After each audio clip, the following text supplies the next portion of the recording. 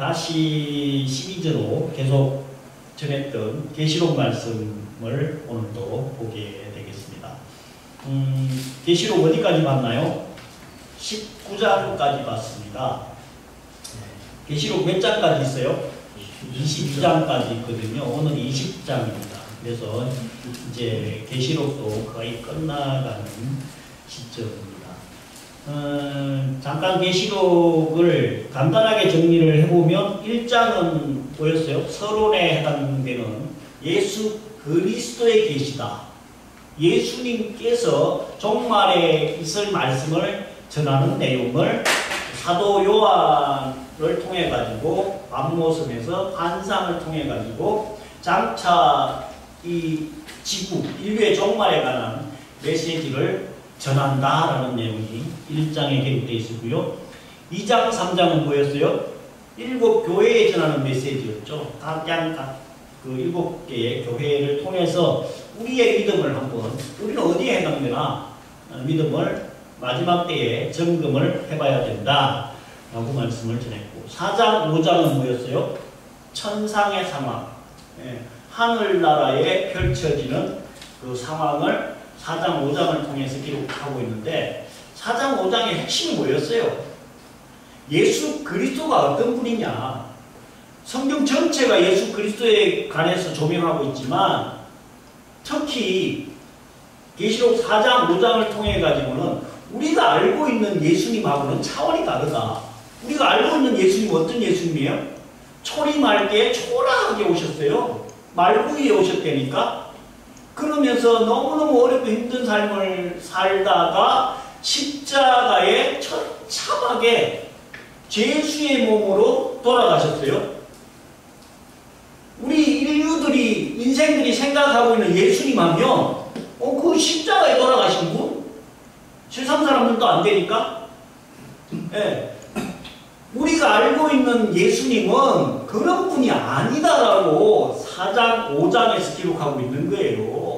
범접할 수 없는 그런 하나님이 예수 그리스도다. 만왕의 왕이시고 만주의 주시다. 심판주다. 네.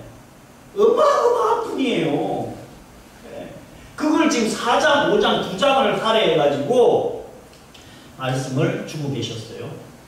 그 다음 6장부터 16장까지는 뭐였어요? 인재앙, 나팔재앙, 대접재앙. 6장부터 16장까지.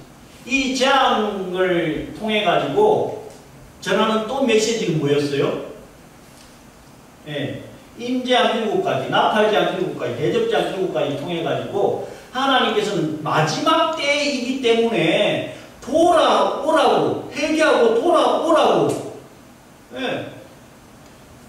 그 돌아온다고 기록되어 있나요? 안 돌아온다니까.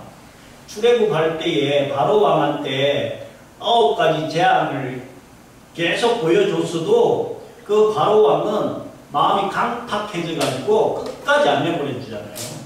마지막 10번째 재앙을 통해 가지고 어쩔 수 없이 항복하는데, 3가지 재앙을 통해 가지고 끊임없이 하나님은 기회를 주시고 돌아오라고, 살 길을 열어주신다고 계속 메시지를 7가지 재앙을 통해 가지고 3번이니까 21번이에요. 21번을 계속 말씀을 전해도 안 들어오잖아. 그것이 6장부터 16장까지 기록되어 있고요. 그 다음에 17, 18장은 뭐예요? 17장은 큰 음력, 18장은 큰 성 바벨론, 악의 세력들, 그 악의 세력들을 심판하는 내용이 17, 18장이었어요. 그리고 이 앞번에 봤던 19장은 뭐였어요? 예수님께서 재림에 오는 상황, 어린 양의 혼인잔치, 남편으로 비유되고 남편으로 표현하시면서 이 땅에 오시는 내용이 19장의 내용이었어요. 그래서 오늘은 20장의 말씀을 함께 나눌 건데, 20장의 핵심 내용은 뭐예요? 천년왕국이거든요. 교회 좀 다녔다 하는 분들도 이 천년왕국에 대해서 설교를 좀 들어보신 분이 있는지 잘 모르겠는데, 제가 기독교 방송을 아무리 봐도 천년왕국 설교하는 목사님 제가 본 적이 없어요. 들은 적이 없어요. 신학교에서 잠깐 다루거든요. 왜 그럴까요? 이 천년왕국에 대한 해석이 분분하거든요. 또 어렵다라고 생각하고, 근데 알고 보면 너무 쉽고 간단한 건데도 어렵게 여겨져요. 이 천년왕국이 예수님 오기 전에 이루어지느냐, 오고 나서 이루어지느냐, 그래서 전천년설, 후천년설, 아니다. 예수님 초림 때부터 재림 때까지 그것이 다 그냥 천년왕국이다. 무천년설, 다른 말로 현천년설, 뭐 이렇게 해가지고 의견들이 분분하고, 이 천년왕국이 지상에서 이루어지냐 아니면 천상에서 이루어지느냐, 이것도 또 해석이 분분해요. 여호와의 증인들하고 신천지는 이 천년왕국하고 새하늘과 새 땅 천국이 지상에서 이루어진다고 해요. 약간 혼돈스러운 부분이 있긴 있는데 제대로 몰라서 그런 거예요. 그래서 오늘 이 천년왕국을 통해 가지고 함께 은혜를 나누기를 원하는데, 성경에 천년왕국이라는 단어 자체는 없어요. 그럼 천년왕국을 어떻게 이야기하느냐? 지금 4절하고 6절에 보면 그리스도와 더불어서 천년 동안 왕노릇한다라는 말씀이 2번씩이나 나옵니다. 성경에 휴거라든지 삼위일체라든지 재림 이런 단어는 안 나와요. 그 상황을 설명하고 있는 내용이 있기 때문에 삼위일체도 사용하고 있고 재림도 그렇고 휴거도 그렇고, 그렇듯이 천년왕국도 마찬가지입니다. 이 정도로 말씀드리고 1절을 한번 보면, 또 내가 보매 천사가 무저갱 열쇠와 큰 쇠사슬을 그 손에 가지고 하늘로서 내려와서, 천사가 무저갱 열쇠, 큰 쇠사슬을 가지고 하늘로서 내려왔다. 왜냐? 2절에 용을 잡으니 곧 옛뱀이요 마귀요 사단이라 잡아 1000년 동안 결박했다. 천사가 무저갱의 열쇠, 큰 쇠사슬을 가져온 이유가 뭐냐면은 용, 옛뱀이라고 하면 언제적을 이야기할까요? 뭐가 상상됩니까? 에덴 동산에서 아담과 하와를 유혹했던 그 옛뱀이에요. 그 옛뱀, 사단이고 마귀라고 하죠. 그래서 3절 보면 무저갱에 던져 잠그고 그 위에 임봉하여 천년이 차도록 다시는 만국을 미혹하지 못하게 하였다가 그 후에는 반드시 잠깐 모일 거다.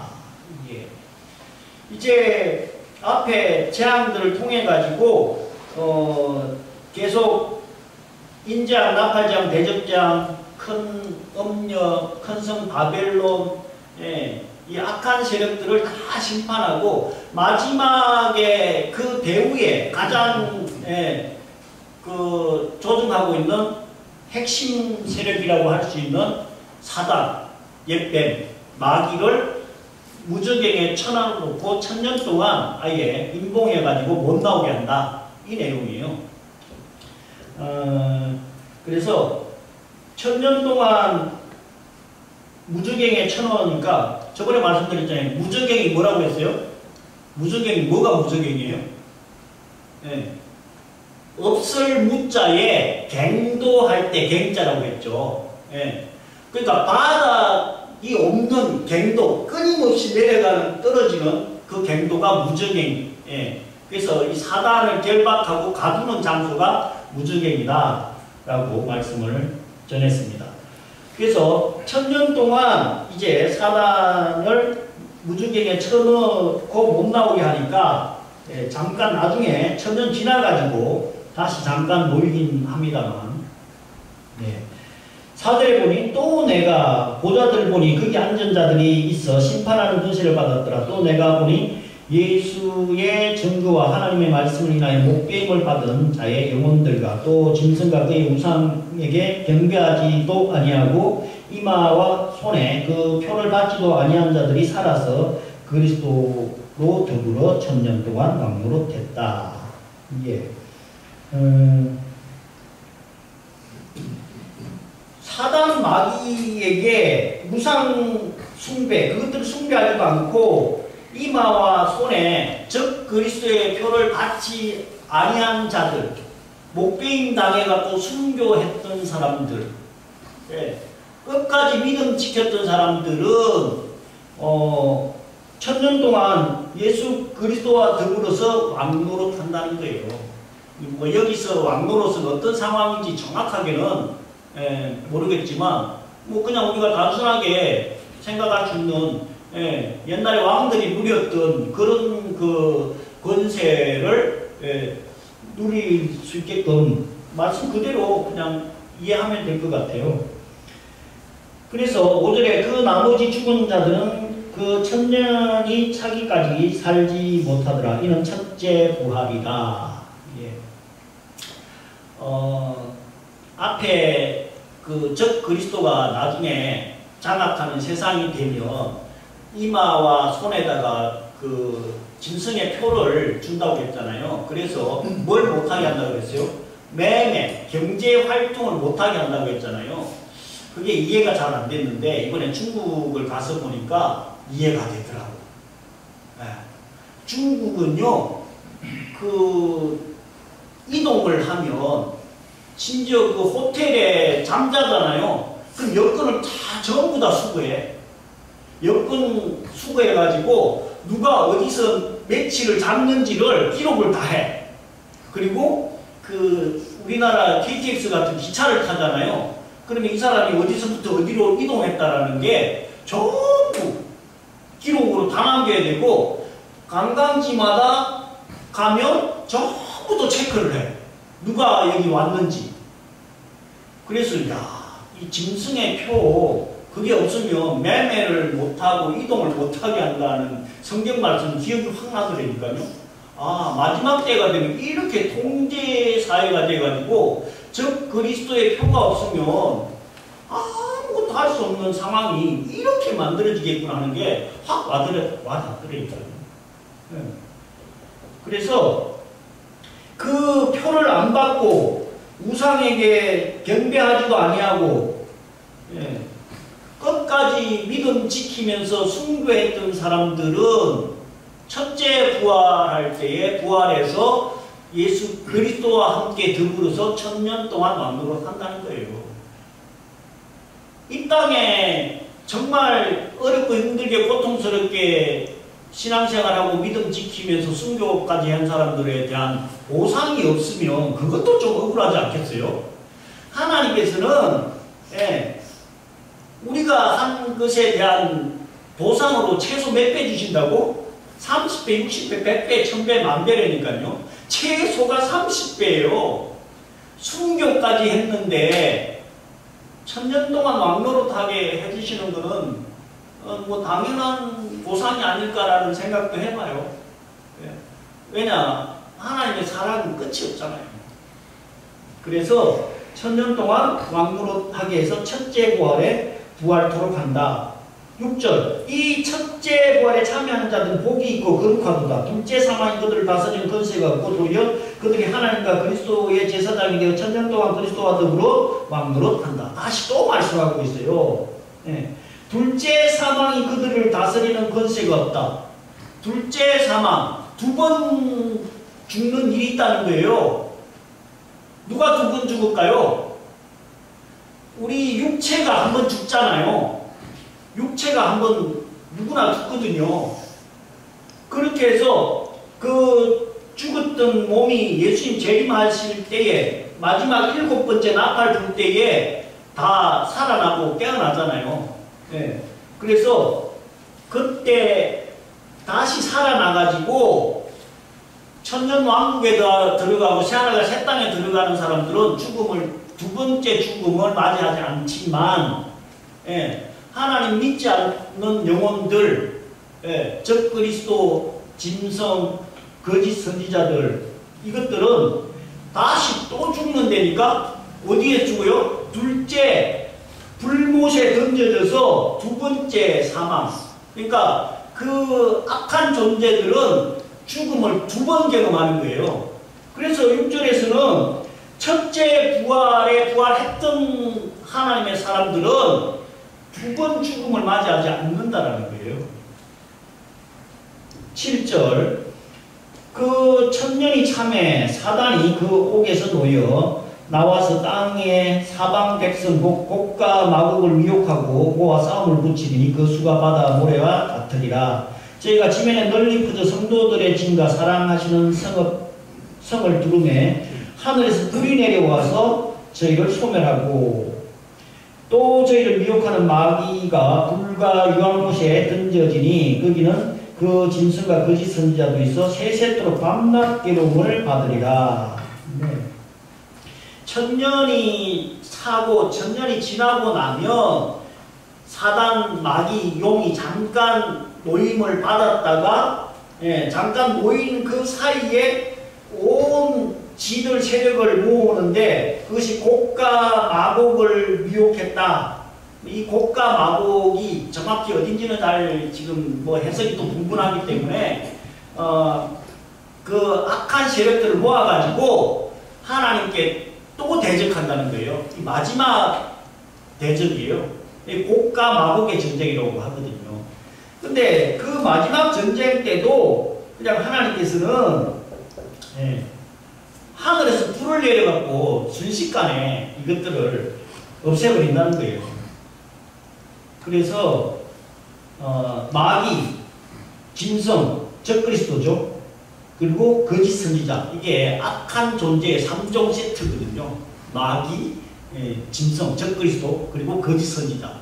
저 이만이나 뭐 신천지, 이만희, 그 다음에 뭐 많이 있잖아요. 주변에 요즘 안상호, 어이없는 존재들, JMS 정명석, 여호와의 증인, 뭐 비롯해가지고 어마어마한 그 존재들이 마지막 때가 되면 불과 유황못에 던져져서 세세토록 밤낮 괴로움을 받을 거다.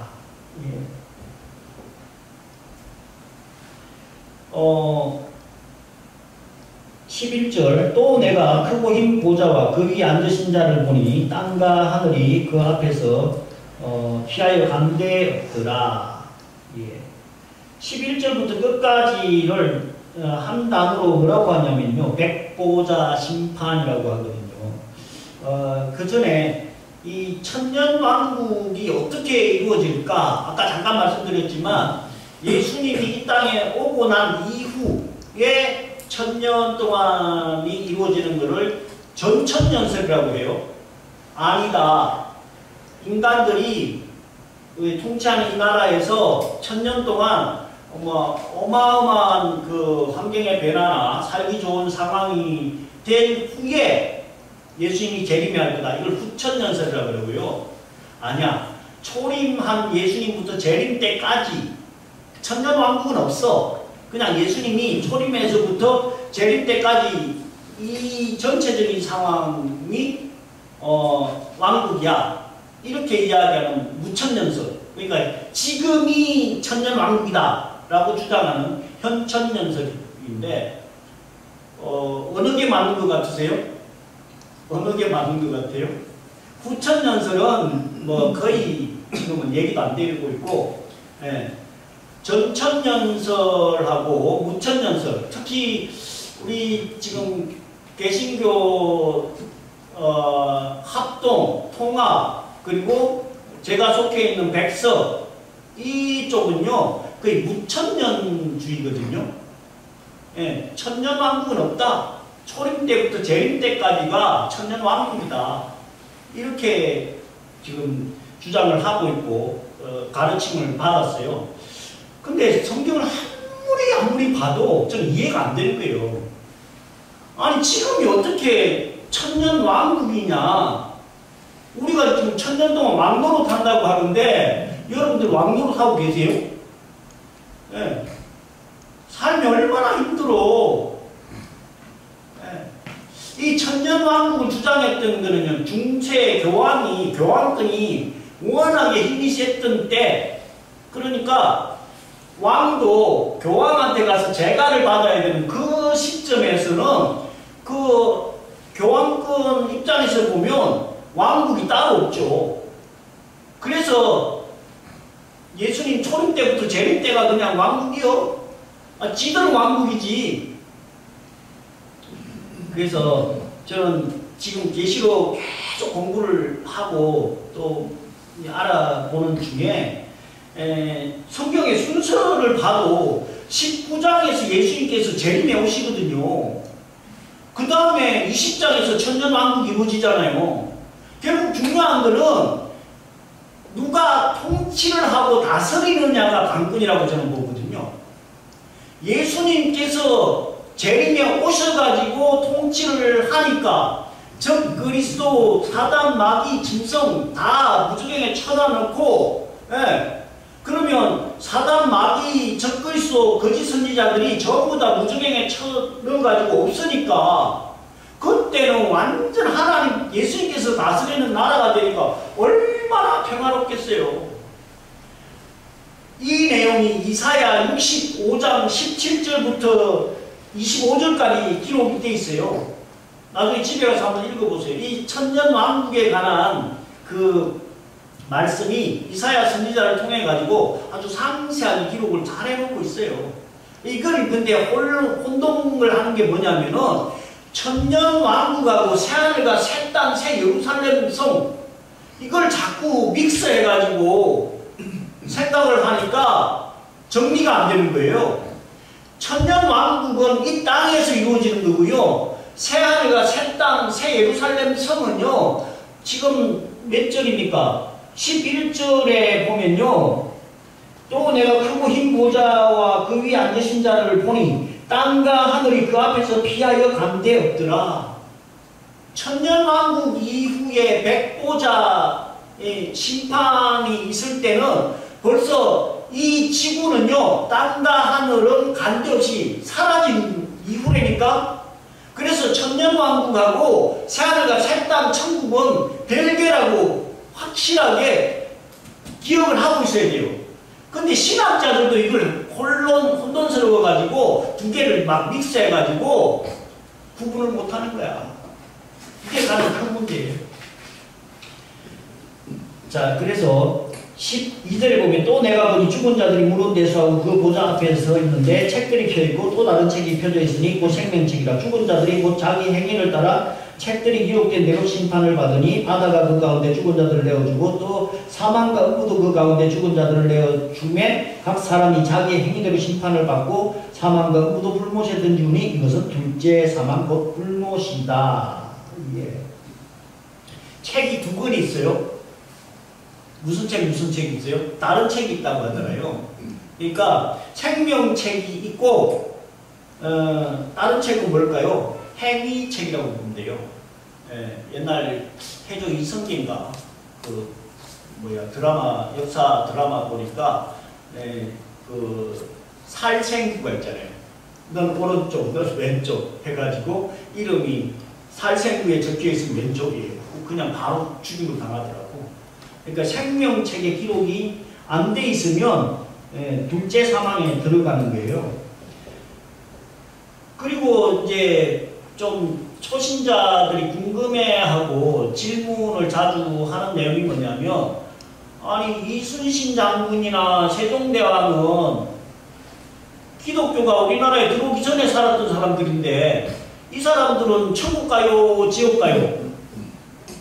이렇게 많이 묻잖아요. 궁금하지 않아요? 이순신 장군은 천국 갈까요? 지옥 갈까요? 세종대왕 마찬가지고. 우리 기독교 역사가 우리나라는 지금 아직 150년이 채 안 되거든요. 그 이전에 살았던 사람들은 어떻게 그 천국 가고 지옥 가나요? 여기 답이 딱 나와 있는 거예요. 13절에 후반부에 뭐라고 되어 있습니까? 각 사람이 자기 행위대로 심판을 받는다. 이걸 행위 심판이라고 해요. 예수 그리스도를 지금 전구가 된 상황에서, 우리 같은 상황에서는 전도를 받고도 니는 안 믿으세요. 이런 사람들은 무조건 행위 심판 받을 필요도 없어. 그냥 지옥행이에요. 그렇지만 기독교가 들어오기 전에 태어났던 사람들은 자기의 행위대로 하나님의 기준에서 천국과 지옥이 나눠진다는 거예요.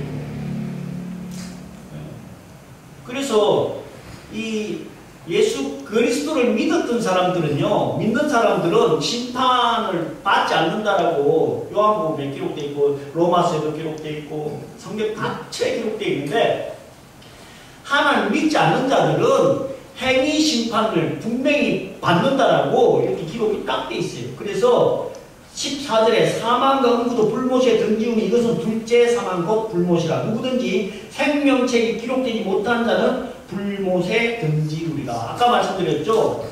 하나님 믿지 않는 영혼들은 두 번 죽는다고. 둘째 사망이 기다리고 있다고요. 그래서 지난주에 우리 유면태 간수 집사님께서 추석 명절에 관한 설교가 너무 좋았다라고 피드백을 해주셨어요. 그래서 참 감사했는데, 그 설교 들었지만 다 아는 얘기 아니에요. 추석 명절에 뭐 가족 친지 잘하자, 섬기자, 봉사하자.